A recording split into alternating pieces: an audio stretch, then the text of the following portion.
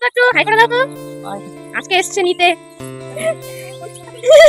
ভাদ্র মাসে 13 দিন কাটানো হয়ে গেছে আমাদের প্রতিমা রানীর। চলে এসছে দুয়াল নিতে।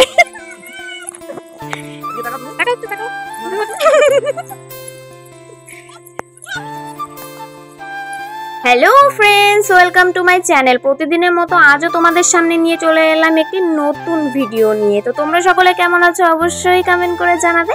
আর তোমাদের ভালোবাসাতে আমি অনেক অনেক ভালো আছি, সুস্থ আছি। এখানে দেখো মনা কতটা খুশি ও ঠাম্মির সঙ্গে হাত ধরে যাচ্ছে। ও বুঝতে পারছে যে আমরা হয়তো কোথাও একটা যাচ্ছি, কিন্তু আমরা যাব না। এখানে শুধু ননদ আর ননদ জামাই যাবে, ওরা বাড়ি চলে যাবে। তাই জন্যই আমরা ওদের সঙ্গে পিছনে পিছনে যাচ্ছি। ঠিক আছে, তুমি সব নিয়ে যাবা, তুমি এক পাশ দিয়ে হাঁটতে হয়, বুঝলা? হাঁটা দাও, হাঁটা দাও। পিপি পিপি পিপি কোথায় যাচ্ছে? পিপি কোথায় যাচ্ছে? পিপি বাড়ি যাচ্ছে। হ্যাঁ, পিপি বাড়ি চলে যাচ্ছে। আমাদের বাঙালিদের প্রচুর নিয়মের কোনো শেষ ঠিকানা নেই। তো বাঙালিদের 12 মাসে 13 পার্বণ, তো সেরকমই সেম নিয়ম। তো আমার ননদ এসেছিল ভাদ্র মাসে 13 দিন কাটানোর জন্য বাবার বাড়িতে। তো 13 দিন কাটানো হয়ে গেছে, তার জন্য ননদ জামাই ওকে নিতে এসছে।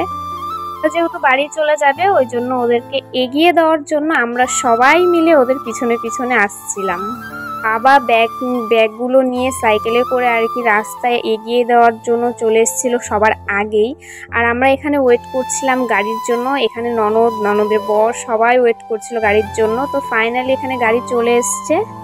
অটোতে জায়গা খুবই কম ছিল, সামনে পুরো ভরা ছিল। তো পিছনে জাস্ট একটুখানি জায়গা ছিল, ওখানেই যেতে হবে, কারণ একে তো অনেকটাই সময় চলে গেছিলো। তো প্রায় সন্ধ্যা এমন টাইপের হয়ে যাবে ওদের যেতে যেতে। তো ওই জন্য আর ওয়েট না করে ওই গাড়িতে আর কি ওরা উঠে পড়লো। তো টাটা করে দিল সবাইকে। এখানে আমার মনাও তখন টাটা করছিল, অনেকবার করে টাটা করছিল, টাটা শেষই হচ্ছিল না। তত দূর টোটোটাকে দেখা গেল, মানে অটোটাকে দেখা গেল, তত দূর পর্যন্ত ও টাটা করলো। যখন দেখা যায়নি তখন নিজেই বাড়ি চলে যাচ্ছিল, আর থাকবে না। তো সামনের থেকে একটা সাইকেল এসেছিল, যেটা ফলো করেনি। তো আমি ওকে হাত ধরে নিয়ে আসলাম। তো ও ভাবলো কি যে হয়তো ওকে বকাটকা দেবো, ও সেরকম কিছু আর কি না ভেবে চলে যাচ্ছিল রাস্তা দিয়ে। তো পরে ভাবলো পিপি কোথায় যাচ্ছে, ও এটাই বলে ওর পিপির সঙ্গে আর কি যাবে। তো পরে আমাকে বলছিল যে মা আসো। আমি বললাম না তুমি যাও, টাটা করে দিলাম।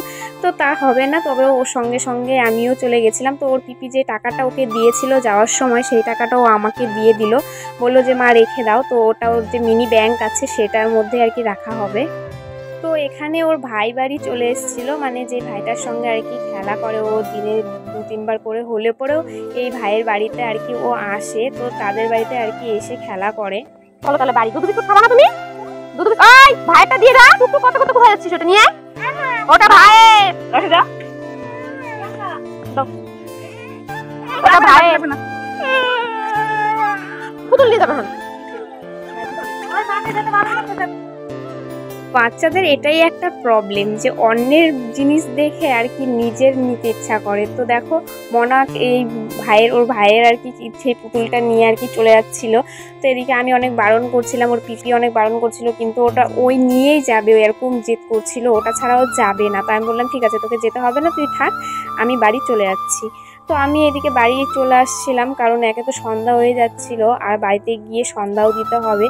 তো এখানে রেখে দিয়েছি দুধটা। তারপরে আমি দরজাটা আর কি খুলে দিলাম, কারণ ঘর বাড়ি সব অন্ধকার, সন্ধ্যা হয়ে গেছে। তো লাইট ফাইট সব অফ ছিল, অন করলাম। আমার এই ভিডিওগুলি তোমাদের কেমন লাগে অবশ্যই কমেন্ট করে জানাবে, লাইক কমেন্ট শেয়ার করবে। আমার চ্যানেলে নতুন হয়ে থাকলে অবশ্যই সাবস্ক্রাইব করে দেবে। তোমাদের এই সাপোর্টের জন্য আমি অনেকটা কষ্ট করি, আর সত্যি অনেক ভালো লাগে যখন দেখতে পাই যে তোমরা এত ভালোবাসা দিচ্ছ। ওভেনের উপরে বসিয়ে দিয়ে এসেছি দুধ, মনাকে খাওয়াবো। আর এদিকে যে জামা কাপড়গুলো শুকিয়ে গেছিলো সেগুলো আর কি পাট করে ভাঁজ করে নিচ্ছিলাম। প্রথমে এক জায়গাতে ভাঁজ করে রেখে দিই, তারপরে যেখানকার জিনিস সেখানে আর কি রেখে দিই। তো এখানে জামা কাপড়গুলো আর কি অনেকগুলো ছিল, সবার ছিল, সেগুলো আর কি পাট করে ভাঁজ করে নিচ্ছিলাম, তারপরে রেখে দিচ্ছিলাম। তো বন্ধুরা সবাই সুস্থ থাকবে, ভালো থাকবে। আমার ভিডিওগুলো অবশ্যই দেখে কমেন্ট লাইক শেয়ার করবে। এরকম প্রতিদিন নতুন ভিডিও পেতে আমার চ্যানেলটিকে প্লিজ সাবস্ক্রাইব করে দেবে। টাটা।